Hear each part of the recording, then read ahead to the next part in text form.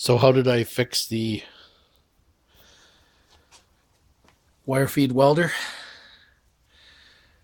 That was the ground clamp. So I used this clamp from a spare one that was supposed to be for battery cables, booster cables. And what I did was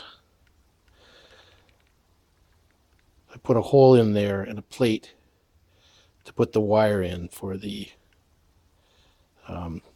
instead of having it clamped using a crimp, I drilled a hole and put a screw in to clamp that in.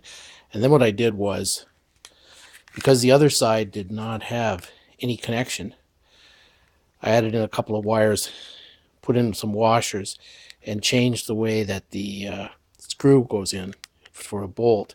And then I put a nut with two washers to put the wires between them.